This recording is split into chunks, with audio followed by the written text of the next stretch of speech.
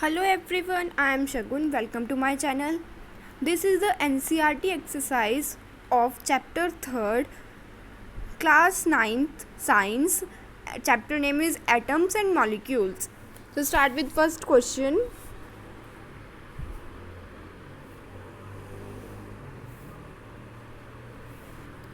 A 0.24 gram of sample of compound of oxygen and boron was found by analysis to contain 0.096 gram of boron and 0.144 gram of oxygen. Calculate the percentage of composition of the compound by weight. आपको इस question में percentage निकालनी है component की उसके wait के help से. So first आपके पास क्या गिवन है, आपको मास गिवन है बोरॉन का और ऑक्सीजन का, और आपको सैंपल का भी मास गिवन है. अब इससे आप कैसे निकालोगे इसकी परसेंटेज, ये है क्वेश्चन. फर्स्ट गिवन क्या क्या है आपको, mass of boron that is 0.096 gram, another is mass of oxygen that is 0.144 gram, mass of sample 0.24 gram. So we have to find percentage.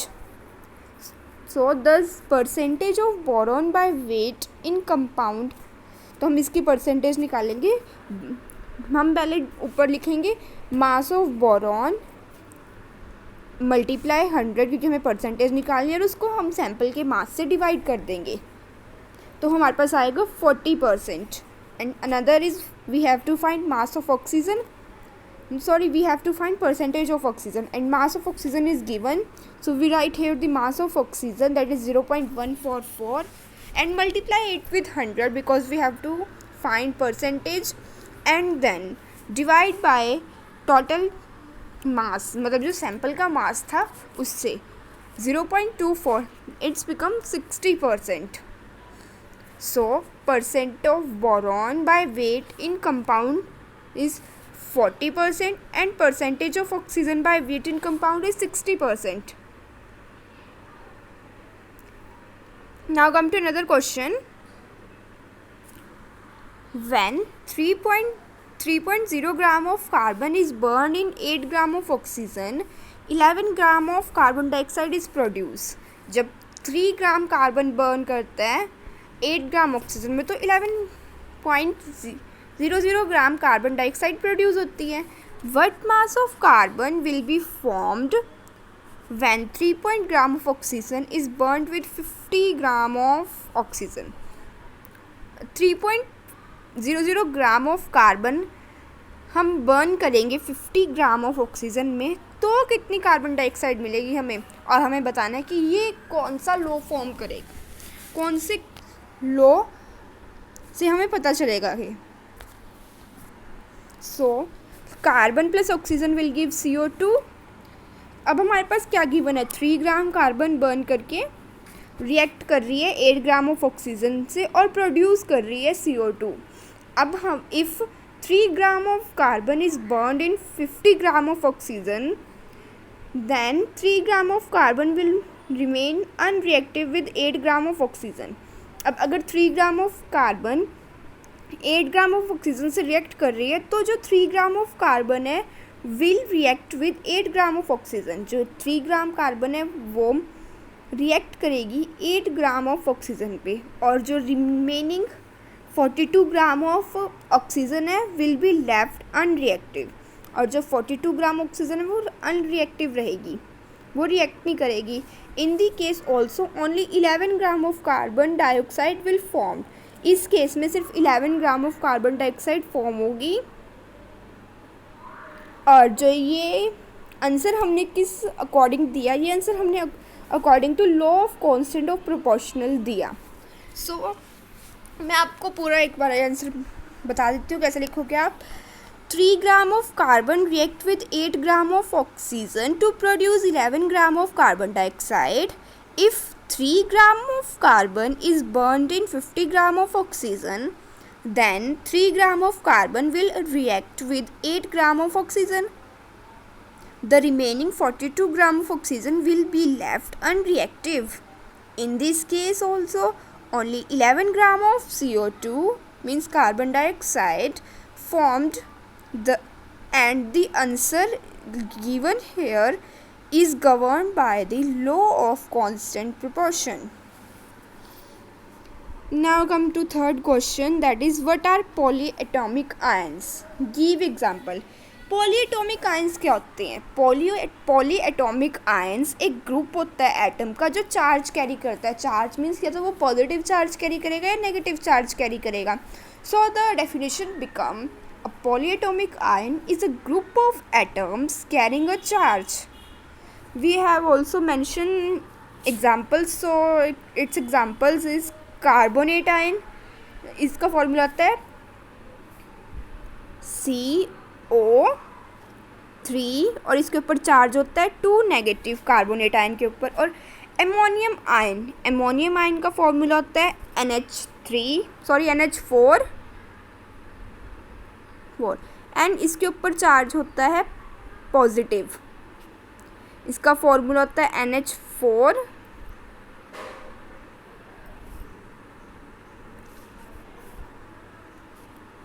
और इसके ऊपर चार्ज होता है पॉजिटिव. ये हो गए इसके examples. Now come to question number 4. Write the chemical formula of following. You have to write the chemical formulas. First is magnesium chloride. So magnesium chloride का chemical formula होता है MgCl2.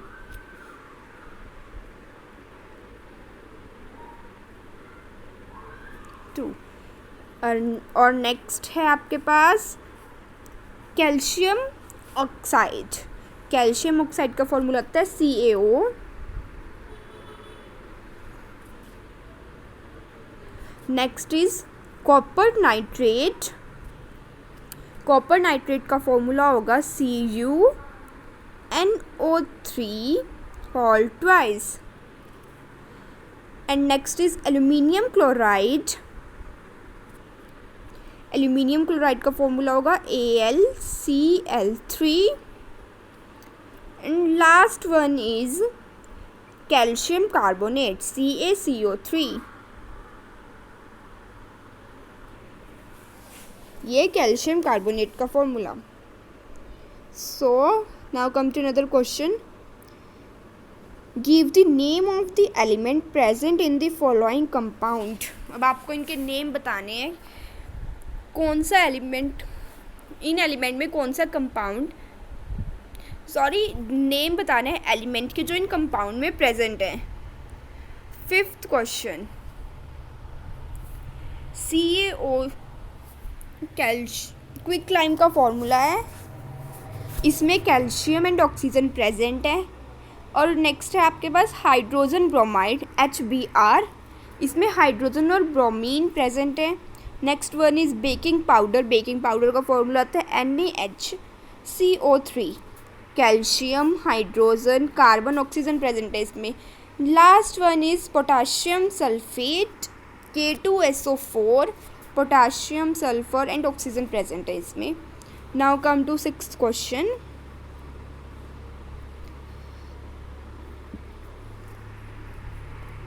Calculate the molar mass of the following. You have to calculate its molar mass. First is C2H2. सो आपको इसको पहले 2 से multiply करना है और कार्बन का मास लिखना है. कितना होता है 12 प्लस करना है 2 × 1. तो आपके पास आंसर बनेगा 28 gram. Another is S8. So you 8 × 32 is equal to 256 gram.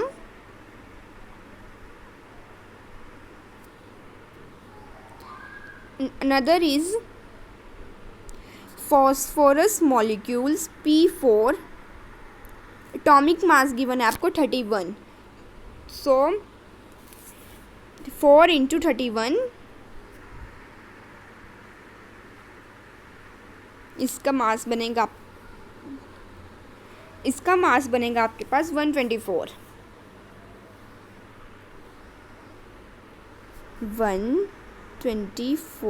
Gram. Next है आपके पास हाइड्रोक्लोरिक एसिड HCl। H का 1 होता है और Cl का होता है 35.5। So 1 plus 35.5 it's become 36.5 gram. Next is HNO3 nitric acid.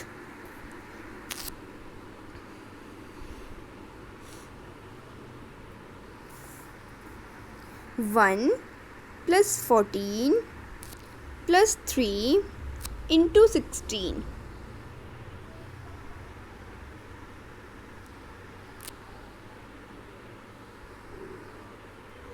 it's become 63 gram।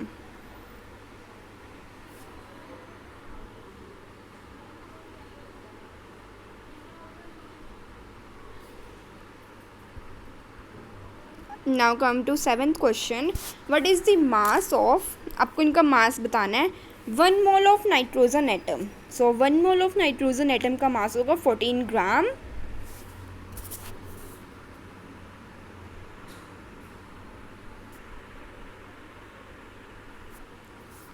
And another is 4 mole of aluminium atom. 4 mole of aluminium atom है और उसका एटॉमिक मास है 27 है, तो फिर 4 मोल एल्यूमिनियम एटम को होगा 4 into 27 that is 108 gram. And next is 10 mole of sodium sulphate. Sodium sulphate का निकालना है 10 मोल्स का 10। सो आप इसको मल्टीप्लाई कर दोगे 10 इन ब्रैकेट में लिखोगे आप 2 इंटू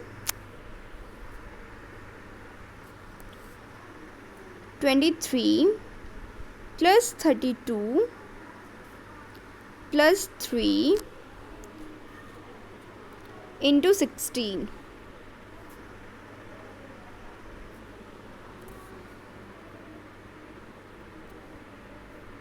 इसको ब्रैकेट क्लोज।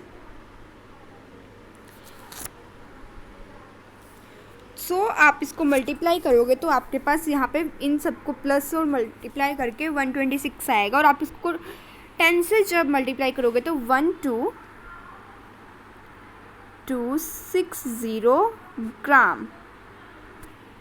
ये आपका फाइनल आंसर होगा।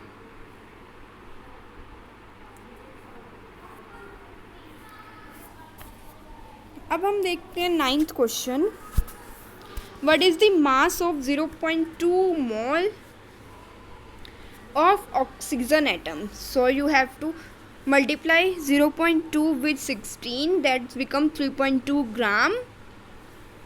And another is water molecules का बताना है हमें 0.5 moles. So you have to multiply 0.5 into 18 which become 9 gram. Now come to 10th question.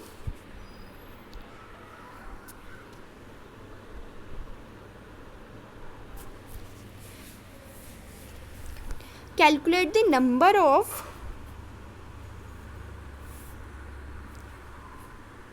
number of molecules of sulfur present in 16 gram of solid sulfur। आपको number of molecules of sulphur find out करना है जो 16 ग्राम solid sulphur में है।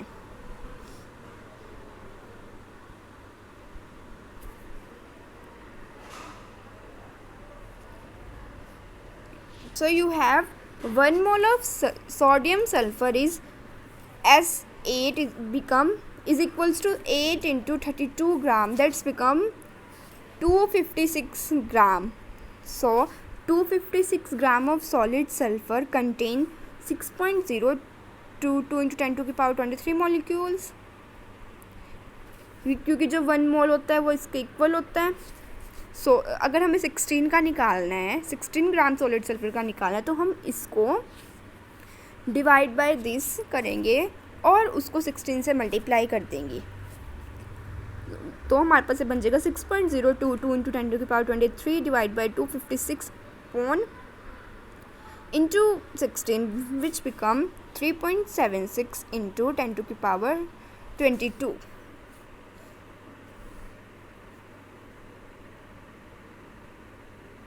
अभी आपके पास 8th question भी रहता है, बीच में रह गया था ये। आपको कन्वर्ट करना है इनटू मोल्स, इन सबको 12 ग्राम ऑफ ऑक्सीजन गैस को, 20 ग्राम ऑफ वाटर को, 22 ग्राम ऑफ कार्बन डाइऑक्साइड को।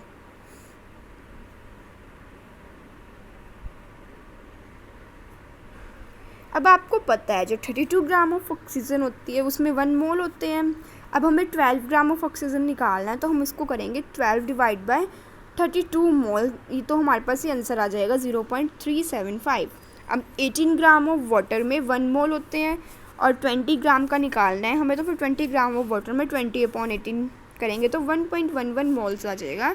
अब हम ऐसे ही हमें 42 ग्राम ऑफ कार्बन डाइऑक्साइड में 1 मोल होते हैं, तो हमें 22 ग्राम ऑफ कार्बन डाइऑक्साइड का निकालना है, तो हमारे पास 22/44 करेंगे तो 0.5 बनेगा।